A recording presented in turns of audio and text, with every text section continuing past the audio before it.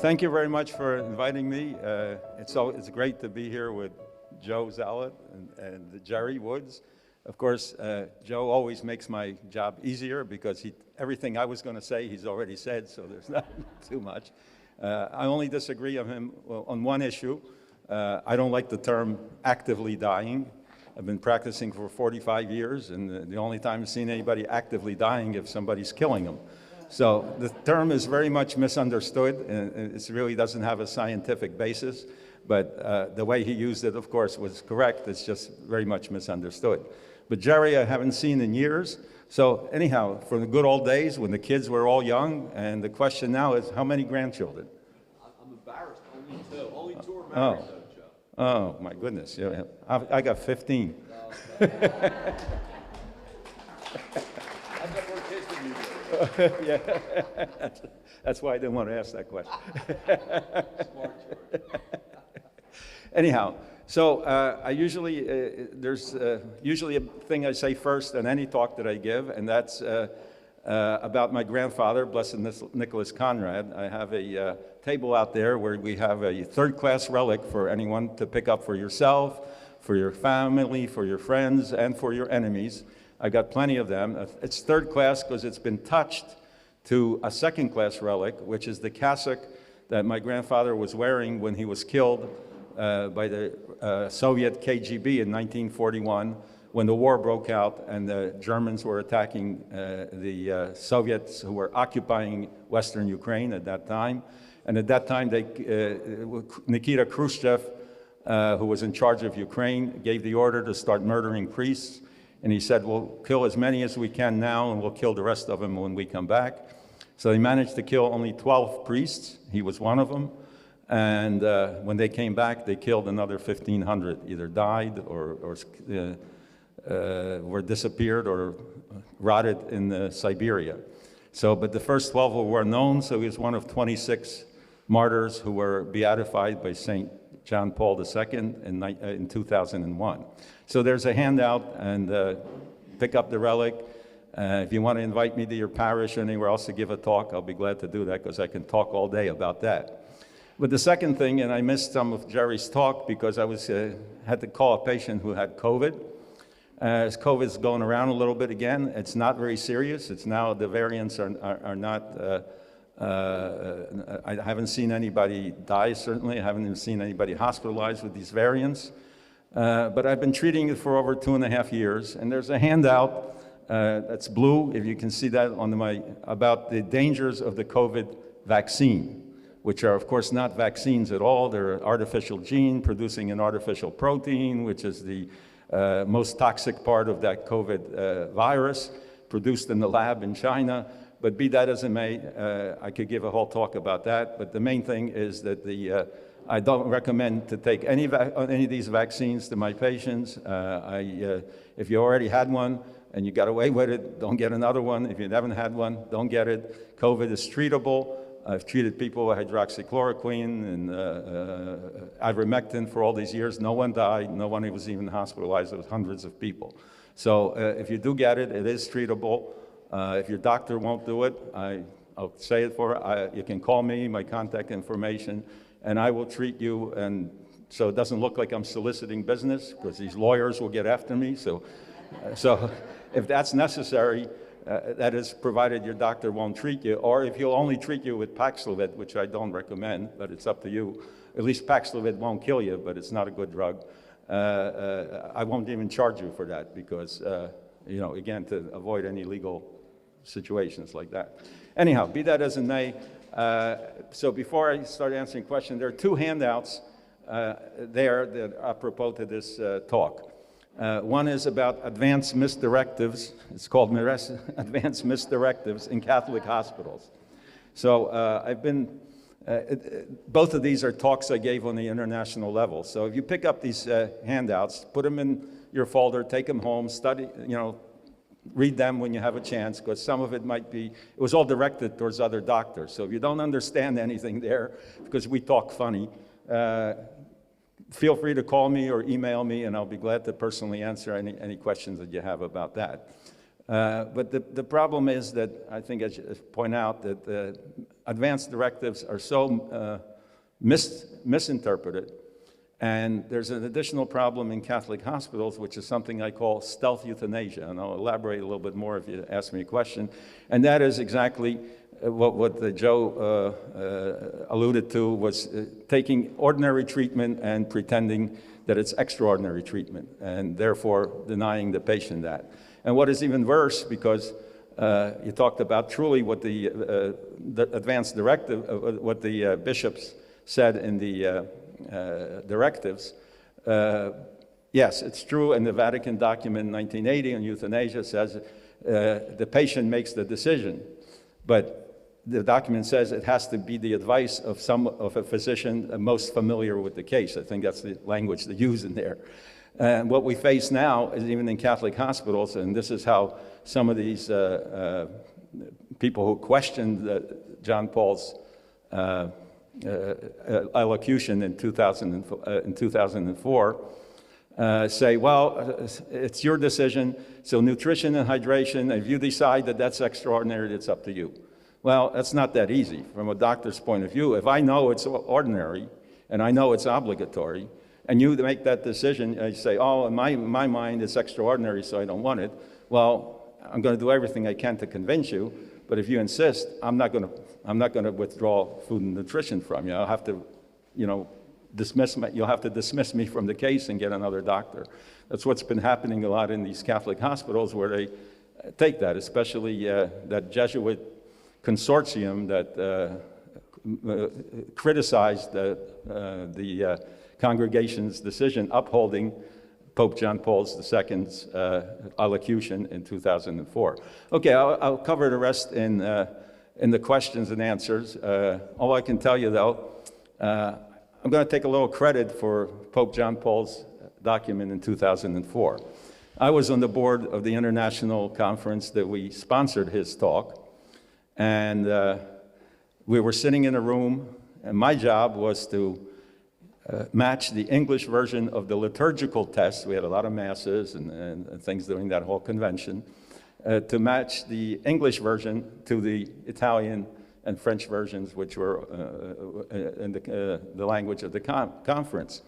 So in the next room, however, was Bishop Screccia and the best neurologist in Italy, Dr. Gianluigi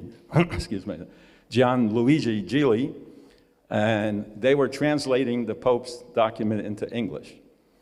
And I'm sitting there minding my own business because I wasn't part of it. But all of a sudden, the door opens and Gianluigi comes in. George, you got to come in here and help us. So they were arguing over one sentence how to translate it into English. And they couldn't agree because, the Italian language is so complex. They had a sentence that was like, 3 lines long. And I said, no, we can shorten this up and make it a little clearer. So we did that, and they took that sentence. So I'm responsible for one sentence in that talk in English. So thank you very much.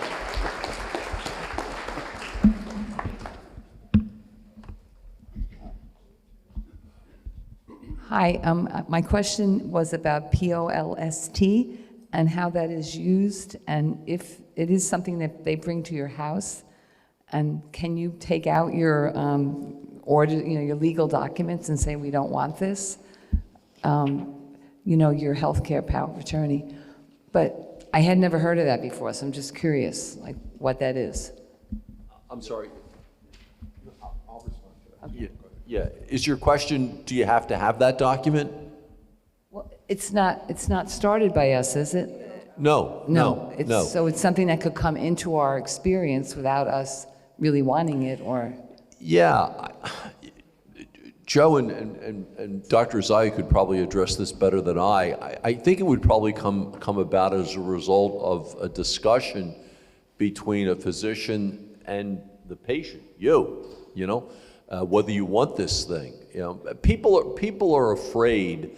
I think it's just rampant. They're afraid of, I don't want to be kept alive for, And I think there is, Joe, I don't know whether you would agree with me or not, but I think there is a good aspect to this. I think if people meet certain criteria, they should be given ordinary care. They shouldn't be given extraordinary care, and I think that you can use that document in that way. But a lot of times I think it's just unnecessary. That's my take on it. I'm glad you asked that question, because I had a presentation on advanced directives that you can send to you. So your question about POST really revolves into something a little bit bigger. So give me like 1 minute to kind of set the scene, and then we'll go to your question. So we get questions all the time about advanced directives. What does the Catholic Church teach about advanced directives? And the Church does teach some things. Our recommendation based on that is this: everyone should have, as Gerry said, a healthcare power of attorney. Right? You designate someone to make healthcare decisions for you when you can no longer make them yourself. And there's some things to keep in mind about that. We could talk about that later on if you wanted. The other advanced directive, and this is where POST is going to come in, the other advanced directive, the living will, we at the NCBC have a lot of concerns with the living will. And Gerry mentioned them very quickly, but our two concerns with the living will are essentially the same concerns we have with POST. So the first concern with the living will, well, there's actually three concerns. One is, sort of the lesser concern is that the language of living wills is really kind of skewed towards not providing treatment, right? That's the first thing. The second thing is, as Gerry said, and we talked about earlier this week, many living wills, including the Pennsylvania Catholic Conference living will, allows people to categorically refuse an intervention which could very well be ordinary. So for example, the Pennsylvania State living will and the Pennsylvania Catholic Conference living will allows people to say, I don't want nutrition and hydration, without any regard for the situation. It's like me today, I'm healthy, I could fill this out and say, I don't want nutrition and hydration. And it's like, well, that doesn't make any sense. The third problem we have, and again that we have with POST, and we'll get to POST in a minute, is, and Gerry mentioned this quickly, it's informed consent. So I always tell people, when you're making medical decisions are moral decisions, right? Just like any moral decision we make, and when we stand in front of God someday, we're going to have to make accounting for our moral decisions, and medical decisions are moral decisions. And in order to make a moral decision, whether from a theological perspective or from a secular perspective, you have to have proper informed consent, right? And there's a number of elements, but you have to know what you know what's going on, know the benefits, know the burdens, know the alternatives, including know at all. You have to have all of this information to be able to make a good medical decision. Living wills don't allow you to do that. In fact, living wills, if I were to sign a living will today, I'm making literally life or death decisions about some medical condition that may not happen for 20, 30, 40 years.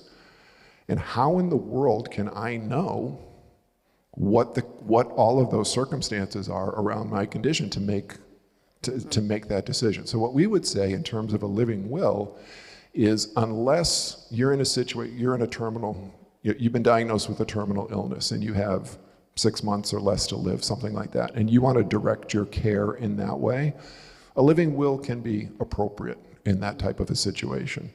But besides that, how in the world can you make an informed decision when you don't even know, you don't even know what's going on? Now take that to the POST. So what POST is, POST, by the way, and I don't want to trash POST, but I'm going to trash POST. It can have a function, sort of like a living will, if someone is in a terminal situation, or if a person, we haven't talked about DNRs, a do not resuscitate order. That could be legitimate, right? And a POST can convey that, and that's a good thing. However, POST, physician orders for life-sustaining treatments. This came out of Oregon. All right, and it came out of the same organization that is pushing assisted suicide and euthanasia. And there's a distinction between the two. We could talk about that if you want. But basically what a POST is, it's a physician order. It's sort of kind of like, well, I'm not going to use that term, but it goes beyond a living will, because a living will is a legal document, but a POST form is a physician order. It's a medical order. right, that goes into your, or at least theoretically, goes into your medical records. And the post allows the same things that the living will does. It allows you to refuse what we would consider to be ordinary means of care. It demands essentially that one make life or death decisions when you don't have the full information about all of that. One of the big problems with, in addition to all of that, one of the big problems with Post is advertised as, this is simply the form that makes a record of your end-of-life conversations with your physicians. There's a technical theological term to describe what really happens, and it's BS. I mean, it's garbage. Because what happens, for the most part, and we get calls about this all the time, and you may have experienced this. You go into a hospital, in addition to the pile of paperwork that they give you, right on top is a post form. And they say, fill it out. And it's like, wait a minute. A post form is supposed to be the product of conversations that you have with your healthcare professional, not something that's just thrown at you when you don't know what the heck is going on. My own father, I got a euthanasia story about my father, which I can tell you later. But my father was he died last year. He was in the hospital. He had a heart condition or something, and he came home and he's like, I went up to visit him. My parents live up in Massachusetts. And I was there, it was like one afternoon, and so we were just talking, and he said, I got this form. Can you take a look at it? And I knew exactly what it was, right off the bat. It was a post form from Massachusetts. And I asked him 2 questions. I said, did anybody talk with you about filling this out? No. Do you know what you signed here? No. If someone, and by the way, and I'm not the lawyer here, but I'm going to put the lawyer hat on because I play one on TV. If you go to a hospital, you go to a doctor's office, and they put a post, and it'll say, physician orders for life-sustaining treatment. If they put it in front of you, pick it up and rip it to pieces. Just rip it up right in front of them. And if they give you any BS, see, I get a little upset about this, because it happens all the time. If you get any pressure about, oh, you need to fill this out in order to get treatment, utter BS. It's crap, all right?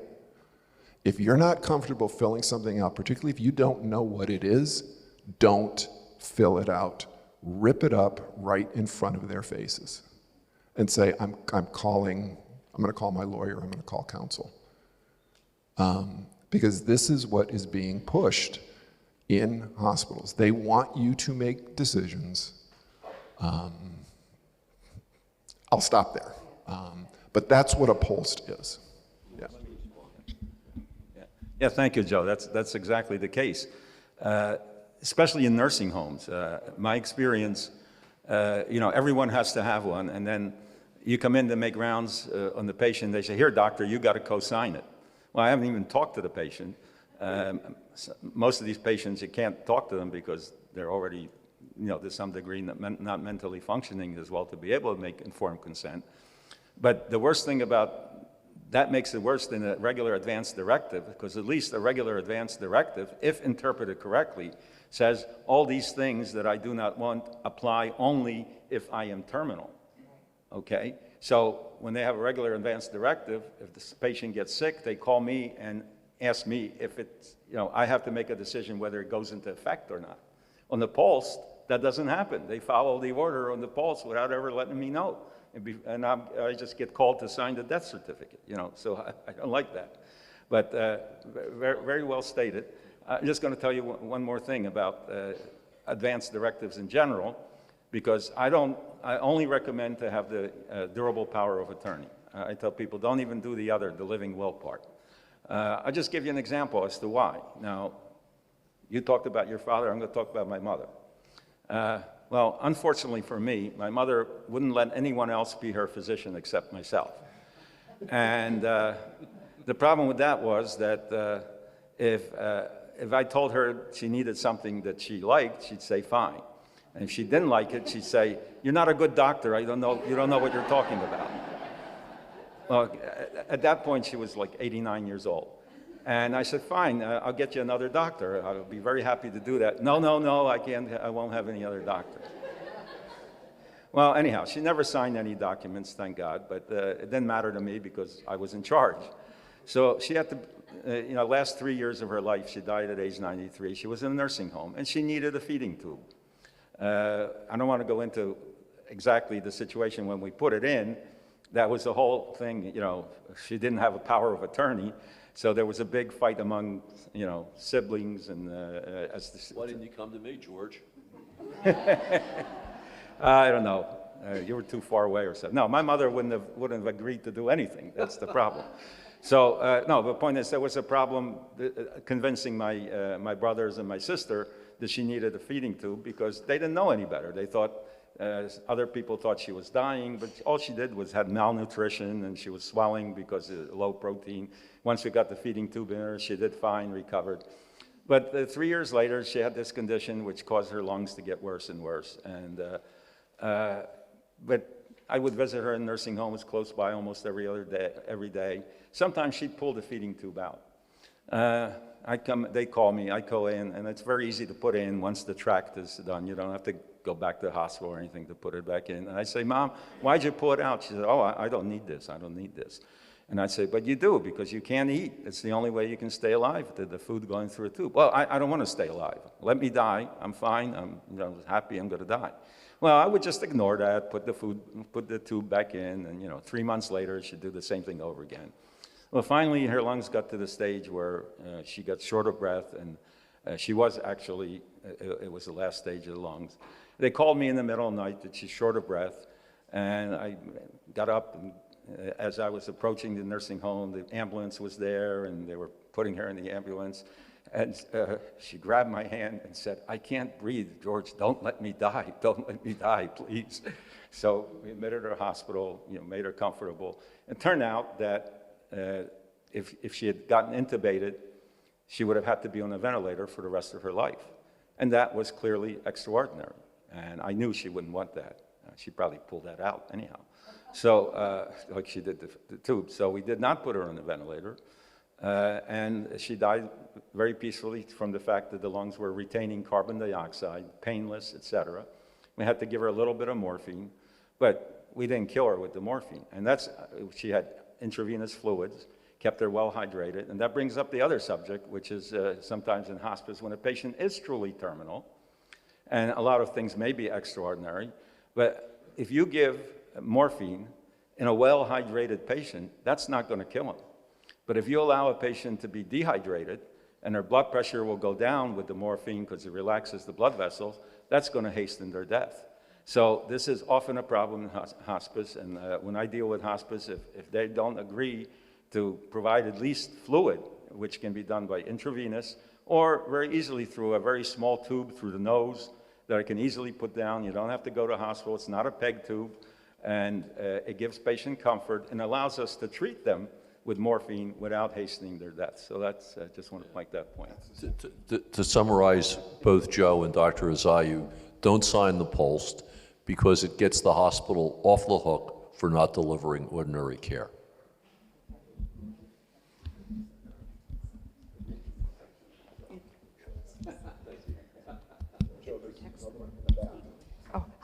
Hi, this question's for Dr. Zalot, for Joe. Joe, please, call me Joe. Very well. I like Joseph because I'm married to a Joseph, so. Well, the Anyway. only one who calls me Joseph is my mother, and only when she's mad at me. Okay. So, The question I have has to do with your example of the person who had called and said to you, I think his name was Peter, and he said, I have to have chemotherapy again. And he was questioning whether or not he should do it again. And then his response was, and this is where I got confused, I'm not sure if I heard it right. I think he said, I just want to go home. So my thought was, okay, I just want to go home. That could mean two things. Either I want to go home, so therefore do extraordinary means, do everything you have to get me there. Or I just want to go home, meaning I want to go to heaven, and therefore don't do anything extraordinary. So I don't know what the last two words of your comment was. Is that what he said? I just want to go home? If you can remember his response?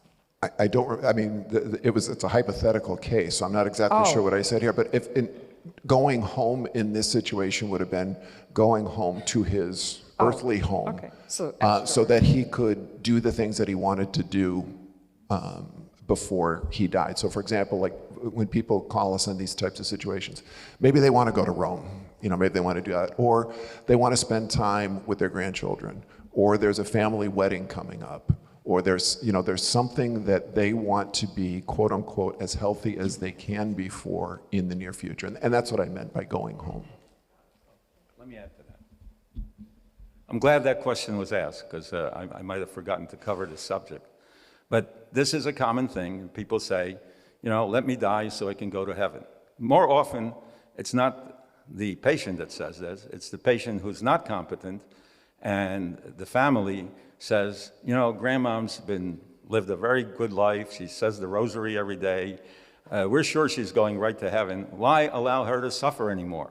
And they're asking to withdraw ordinary treatment because, the sooner she dies, the sooner she's going to go to heaven. This is the basis of a great heresy that we see in the Catholic Church today, which Father Thiers, who was our chaplain for the Catholic Medical Association, calls the heresy of instant canonization. We go to the funeral and they say, why do we have a funeral? That's so we can help the soul get to heaven.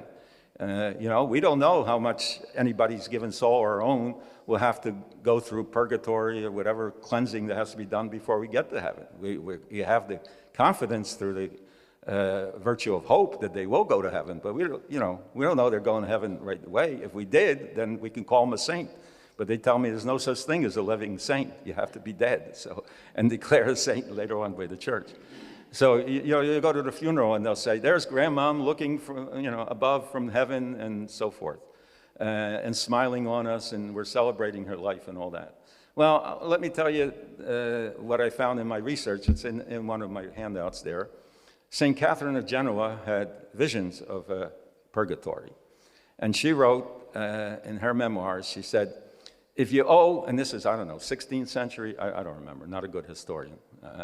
My father was a historian. He'd probably turn over in his grave with my knowledge of it. But she said, if you owe 1 pence of debt before you die, it becomes 1,000 ducats after you die. And she's talking about purgatory. Now, these are people who are going to heaven. They're not going to hell. Okay, so what happens? The whole concept of salvific suffering and the whole concept of why euthanasia and abortion are the most horrible things you can do is because only God can decide when you're ready to die. Because he knows what you need on this side or what you need on the other side. Now, if we have an obligation to relieve all the suffering that we can, and I guarantee you, I can have somebody on PEG tubes, even if they're terminally ill with a lot of pain, I can treat them to the point that we can relieve their suffering physically under any circumstances, given enough medication. We may not be able to relieve the emotional suffering that people go through, and sometimes there's nothing you can do about it.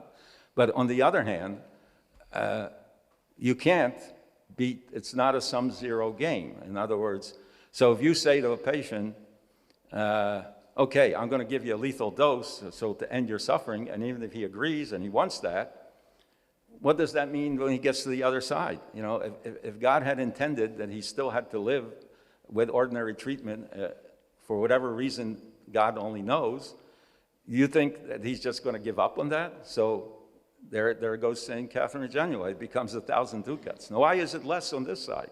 Well, because people have to take care of you. People have to suffer along with you. Compassion, that's what it means. And you're gaining graces for all those people that have to put up with you while you're sick and dying. All right? Basically, that's the goal. We live in a community of grace.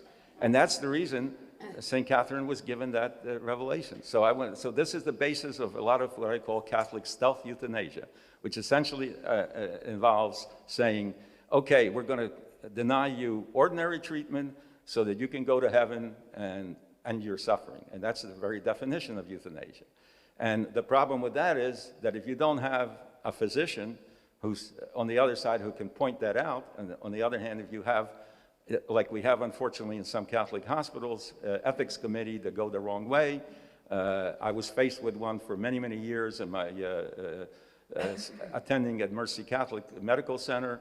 There's a Father Peter Clark, I'm sure you're well familiar with, Joe, who was on the wrong side of all these issues, and the wrong side of the Terry Schiavo case and so forth. So I know I give him credit and I pray for him, because I learned the right things that Joe is telling you now because I had to fight him for all those years. I used to write orders saying, please do not have Father Clark see my patient, because he was the head of the ethics committee, and they had this law that the ethics committee would meet, and then they meet with the family, and if the family, and then they would advise the family to say, oh, this is okay on Catholic teaching, this is extraordinary treatment, and I would know that it's ordinary treatment, and then they would override me, you know. So I had to quit the case and say, look, get somebody else, because I can't put up with this. So the only other thing I learned, that if you're ever going to take a decision of a committee, make sure that it has to be unanimous and that you are a member of it. Thank you. The lawyer's going to have the last word here. Hey, hold on, let me just comment, quick comment, all right? I agree with St. Catherine of Genoa. I came under the influence of probably the foremost Christologist in the Catholic Church in the late 1970s. His name was Father Bertrand de Margerie, and a very faithful, extremely faithful Jesuit, and he confided in me. Now, this isn't church doctrine, but this was his opinion, that the sufferings of purgatory would be worse than the worst conceivable nuclear disaster, Holocaust. Okay? There were his words. We don't want to go to purgatory. Okay? Now, I talked a little bit about the philosophical underpinnings of Catholic teaching. Here's a theological underpinning. You know what all this is? You shall be as gods. The real theological underpinning of Catholic teaching on the sanctity of human life is that it's a gift from God. And we are not in control of that gift. Period. Amen.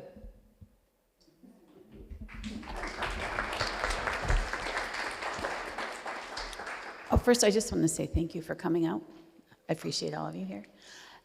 So my question has to do with something we touched on earlier regarding the determination of ordinary versus extraordinary by the patient or proxy. The words were, they get to determine the nature of the intervention. And then we're also hearing, which I'm just asking for clarity, that in certain cases, for instance, food and water is always ordinary means, is what I'm hearing, except for those very few exceptions. So I guess I'm trying to figure out, how do you work with both of those as truth and still come out as a patient not getting to make your own decisions? Do you understand the nature of my question? I think so. I'll say what I say, and if it doesn't answer your question, let me know. So this is what makes, the question that you ask actually underscores how difficult end-of-life decision-making can be. So for example, oftentimes when people call, like I'm on a phone call with someone on a consult, I'll start out by saying, well, you know, as clear as church teaching is at the beginning of life, you know, sperm meets egg, boom, you've got life, right? No well, I guess there's a lot of discussion in our culture today, but in terms of church teaching, you know, it's perfectly clear. As clear as that is, that's how it can be as unclear at the end of life. So in terms of ordinary and extraordinary means, we did the sort of the general at the beginning to kind of get the concepts out, and now we're kind of looking at, okay, what are some concrete situations? So in terms of nutrition and hydration, the church maintains, as you know, John Paul II did, and the CDF upheld, and the U.S. bishops as well in the ERDs, is that in principle, it's an ordinary means of care, so it's obligatory. But also recognizing, as you said, there are medical situations or situations that are going to impact, you know, particular situations with this patient that are going to impact it. And that's the point of all of this. So the question of, well, okay, is the delivery of nutrition and hydration in this particular case, is it causing an excessive burden to the patient? Well, ultimately, it's the patient or the patient's proxy that's going to have to make that determination with all of this together. So it's not a lot of these end of life, there are clear-cut questions, but if there's clear-cut questions, people aren't calling us. They're calling us, or they're calling their priest when it's like, and again, that's a technical, philosophical, technical term, you know, like, what do I do? And that's where you have to, like, okay, what is the church teaching? What is the patient's medical situation? And you got to get good medical information as well, too. I mean, I always say as well, good healthcare, good ethical decisions in healthcare necessitate good medical information. You have to have that. So it's those, there's parameters. I use this, if anybody's in our certification program, this is just a plug for that. But one of the things, in one of the beginning of it, when we're talking about moral decision making and everything else, think of church teaching sort of as being the gutter guards on a bowling alley. So you've got a bowling lane, and there's room to kind of, move and I don't mean to, I'm not trying to say like manipulate church teachings or anything else, but a bowler, I can't do it, I just roll the ball straight down the thing, but I need the gutter lanes to. There's certain things you can do within the lane, but you don't want to go in the gutter, right?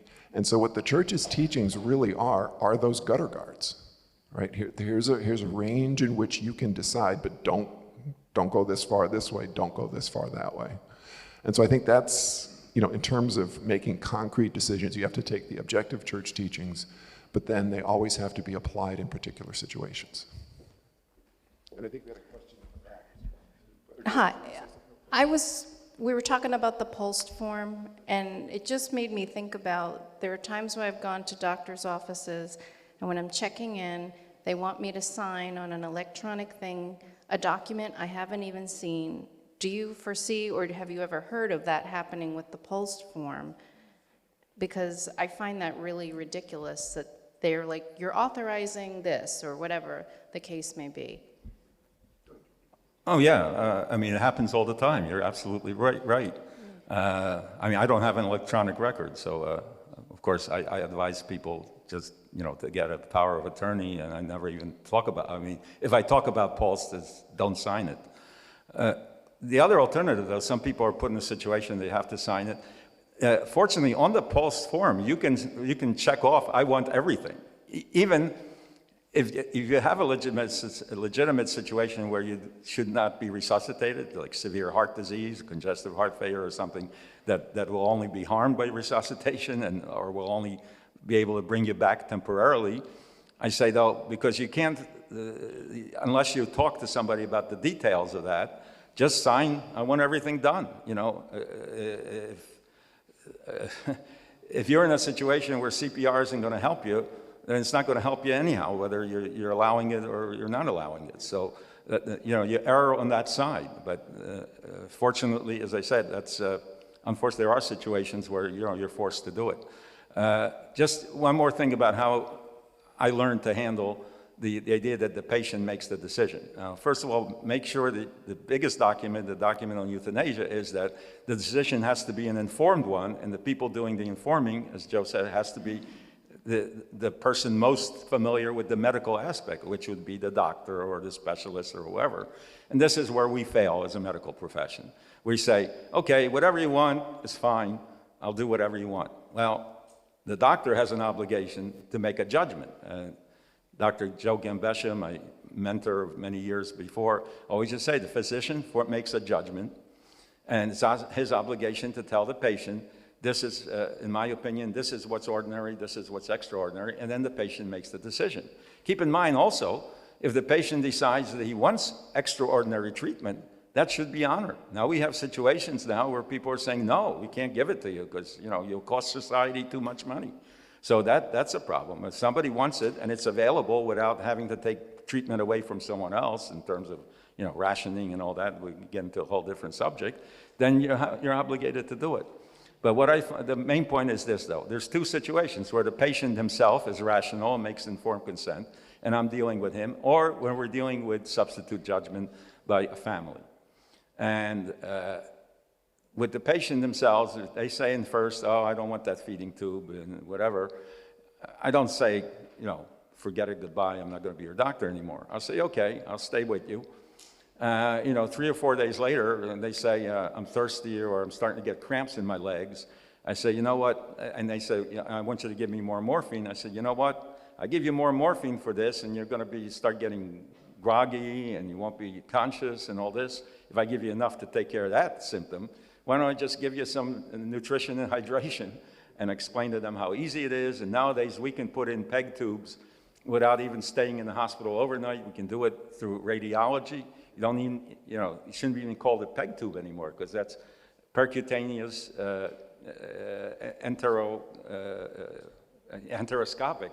You don't need an enteroscope anymore. You don't need that. You can, the radiologist can do it under ultrasound guidance, just by putting a simple NG tube through the nose into that. So I could do it myself, basically. It's so simple now. Medicine progresses. But anyhow, so I tell him, so I have a chance to keep telling him, and then eventually he accepts that as ordinary treatment, and we can go on. But when it's substituted judgment, it's very difficult. The family gets locked in, and who knows whether they're really honestly misunderstanding, or grandma's been around, hard to take care of for all these years. We'll be very happy when she's gone, so we can do other things. Who knows? I'm not judging people's motivations, but most of the times it is ignorance. But when it's substituted judgment, it's much harder for me to convince them, and that therefore I have to recuse myself from the case at that point. Just let me respond directly to your question. The electronic stuff drives me nuts as well too. I have never heard of a pulse. I don't think you could do it because it's something. Well, I suppose they could do anything, but I've never heard of the pulsed. As far as I know, that the electronic. What I'm saying is, if they ask you to do that, make sure you know exactly what you're signing. So I think they do the HIPAA form. They do the consent to bill insurance, and there's something else that I just can't think of what the third one is, if there's a third one. But I would always, and I do this, is clarify exactly what it is you're signing. If you're not comfortable with it, and sometimes I'm not, ask for a paper copy. And if they're sort of insistent on it, I just put a big X on the thing and just move on, and nobody's ever said that. But just in answer to your question, I've never heard of a pulse being part of all of that. But I would always be cautious and ask. Yeah. I have, from that PBI seminar that I went to, I have the form pulse that's used in Pennsylvania. I think it's got to be witnessed. I think the pulse has to be witnessed, so that you just can't sign that yourself. Somebody actually would have to see you doing that and be witnessed. So I'll look. We'll look at it. Yeah. We'll look at it. Yeah. Dr. George, you're still actively practicing, right? Yes. Okay, I just found out I'm 5 miles from you. I think I found a new doctor.